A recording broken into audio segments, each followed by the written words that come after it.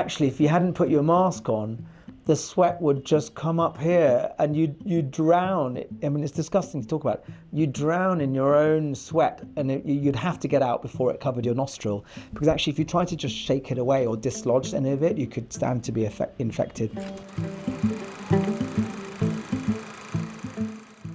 Hello, I'm Dr. Javid Abdelmoneim. I'm the International President of MSF, Doctors Without Borders. Today, we have some pictures from my time in MSF. I'm grinning because I can already see the first one. And so we'll go through what each of these mean. So this is a picture of me in South Sudan, and it's taken on the runway. I'm in my shorts and flip-flops I think we're about to go out. And what you can see here, so this was spring 2014, around Easter. And what you can see here is that we used to fly mobile clinics out to neglected parts of the country in this sort of post-conflict period as waves of violence sort of traveled through the country. We would follow it or go to parts that didn't still have conflict and then deliver mobile clinics. And we used to have to pack everything that we needed, and because we were flying so often, we would only get there by flying, that we would have airport passes to just go straight onto the tarmac. So we used to drive straight onto the tarmac, load the helicopter or airplane, and go out and do mobile clinics. And it was an incredible project because you were really, really getting out into places that no other organization is. And yeah, look, I was about to say, but we would be camping. You'd have to take our tents, you'd find any derelict buildings or any sort of structure, and you'd put up a fence to have a sort of private area, and then you do the clinic on the other side of the fence. And we'd go, there'd be a doctor, a nurse, a logistician, someone operational, and we'd be left there. You know, the plane would leave and we'd be left there for the next 4 or 5 days, run a mobile clinic, finish our food, see as many patients as we can, pack it all up and fly out, and then go on to the next place. What's funny about this is that you can't quite see probably, but these are basically just structured mosquito nets. So they're not your ordinary tents. It was so hot, and you could see the most glorious Milky Way and sky at night because it was obviously very hot. But a few minutes after I took this picture, suddenly a storm came through and this whole thing was washed away in the next hour, and we all had to huddle and try and sleep on the concrete floor in there, and there was rain coming through the roof. What's actually, worse, and I should point out, is this derelict building was a school, and children didn't have access to schooling, and a lot of sort of the infrastructure of life had been totally disrupted. And this particular population that we were serving had structurally been discriminated against, even from the beginning of the new country. And so they didn't have access to healthcare in the same way any other tribes did in Sudan. And this was a method of discriminating against them. That's why MSF was there, not just because of the war, but this particular tribe were directly excluded from society in that way.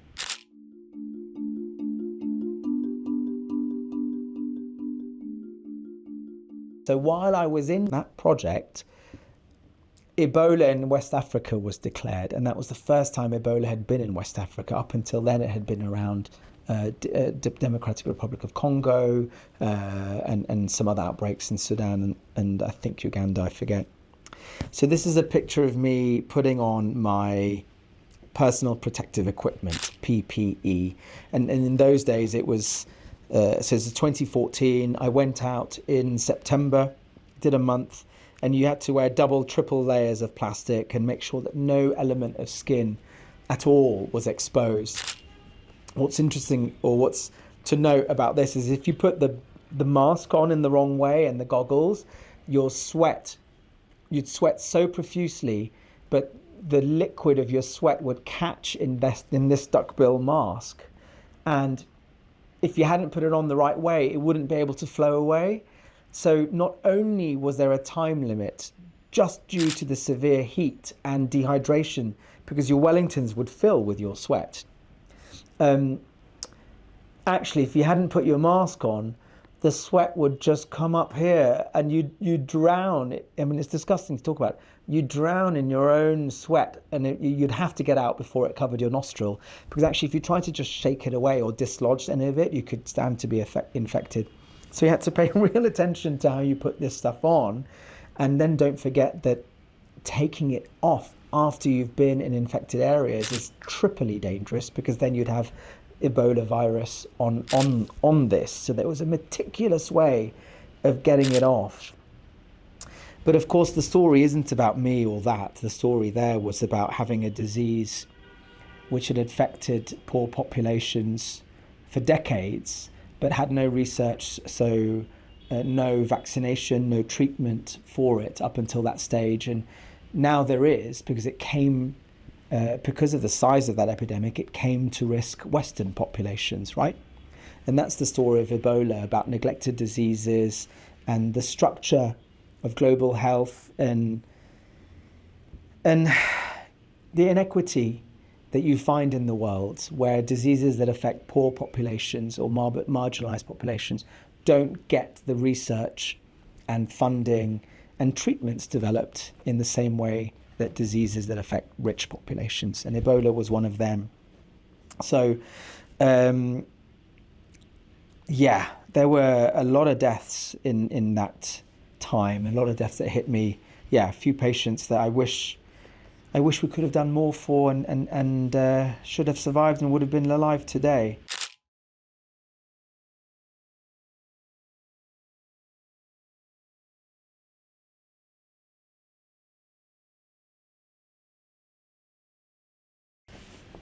Aha, okay. This is a picture of me and my team in Ukraine in 2022, after the war started. The bigger, of course, earlier on is Russia had invaded Crimea and a little bit of the Donbass years previously. But in 2022, right at the end of February, there was the major invasion. And this is me with a psychologist, translator, and a fellow doctor. And again, a little bit like the mobile clinics in South Sudan, going by helicopter or plane. Here we went across the metro. So in Kharkiv, in this city in the far east at the time, it was surrounded on three sides by Russian troops and being shelled. So it wasn't safe on land. And the metro system, there were three lines, was being used much like, for example, I'm from Britain. So in London during the Blitz, a lot of the population went down to live in the underground for safety from the bombs. Same scenario in Kharkiv in 2022. And a lot of that metro station was built in the Soviet era. So they had ventilation, water, electricity, telecommunications, and the entrances would be closed off. So they were nuclear proof to a degree. Enormous metal doors that when curfew came and the population went in, so we'd get in there just before curfew and we'd spend the next day or two walking through the tunnels, carrying our food and medicines and doing mobile clinics in 2 or 3 stations. So we'd do that whole evening before bedtime. We'd sleep on the platform, walk through the tunnel to the next station, do a daytime clinic, rest a little bit, walk through the tunnel to the next. And so you'd spend 2 days underground, safe from shelling.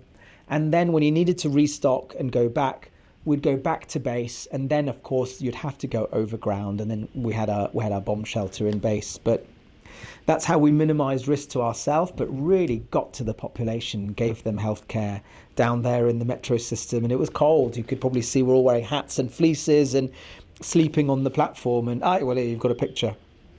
So this is an example, if you can see, of people living in tents, mattresses. There's the platform. It's hard marble, but yeah, what an incredible experience to be able to go there and like, there's this element of solidarity in MSF. You see a population in distress, you go to them, you deliver some healthcare, and then make them feel seen. And this was a special project. By spring, I should say, so this was February, March, by about early May, the Russians had been pushed back and weren't quite in shelling distance any longer. And front lines were really much further away. So populations moved back to the city up above ground, but it also meant that we could then access the villages that had been behind front lines for all those months with no healthcare. So it was a very interesting project for me because the first half, I was there for 4 months. So the first 2 months was underground, in the cold, walking in tunnels in the metro system. As May came and the front line shifted, and we went out to villages and did overground mobile clinics in this glorious sunshine in the countryside of Ukraine. It was such a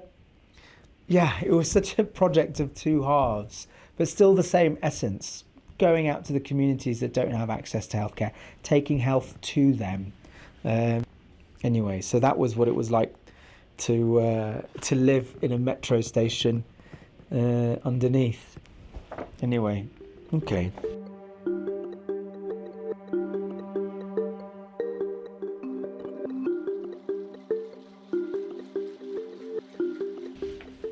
Gaza. Okay, this is a picture of Nasser Hospital. So I was in Nasser, and what you can see there is that the whole front gate is destroyed. A few buildings at the front there destroyed. I arrived to work in Nasser and here's another picture of Nasser now, and actually to see that there's obviously been some destruction to this patient area. Rubble everywhere. That's not a usable patient area. So you've lost an element of the healthcare system there because of some form of explosion one way or another. And of course, what we know now about how Israel has sort of systematically dismantled the healthcare system in Gaza, you can see an element of it there. But here, when I arrived in Nasser in the beginning of June 2024, that was only about a month after it had been, or 3 weeks after it had been reopened, after it had been occupied by the Israeli army and sort of decommissioned. And at that time, in May, then the Rafah border and all of Rafah had been evacuated, it had been closed, and there was active conflict there. So when I arrived in June, Nasser there was still flowing sewage and flooding into the emergency room.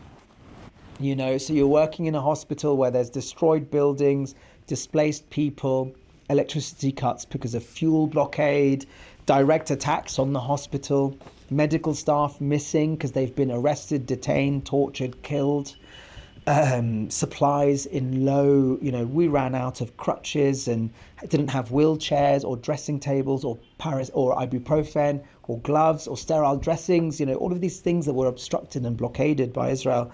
And of course there are bombs flying. So this was what can I say, a project and a half. And I think, of course, why it was so different is that it's a genocide. And it's the first genocide I've worked in. And what I think about now is how we reflect on the things that we've seen as MSF through those 2 years so far. Weaponization of food.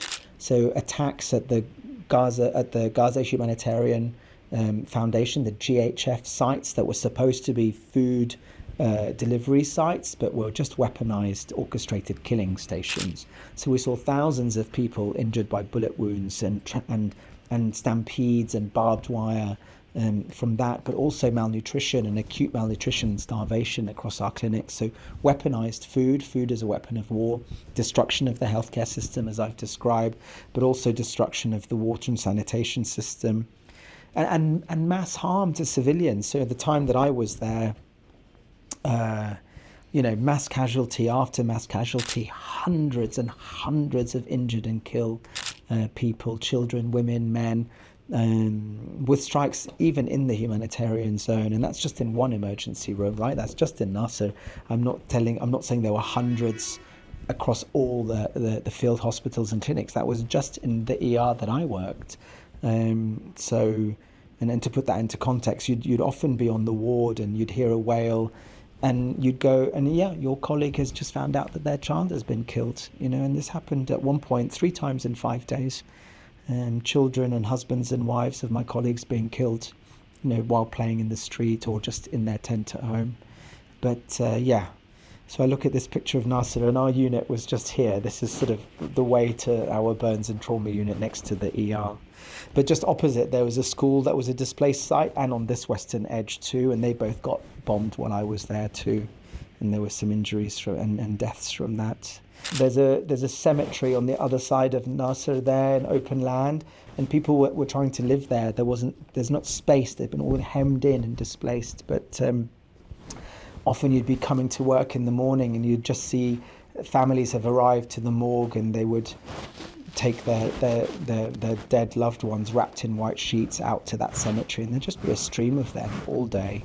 So this picture really, really tells a lot, the destruction, the sewage, wow.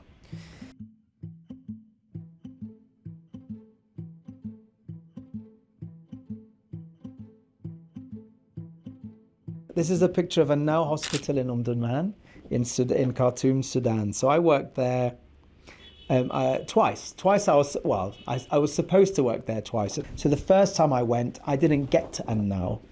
But the second time I went, I did, which was this year. And this is a picture of the medical stroke emergency room ward.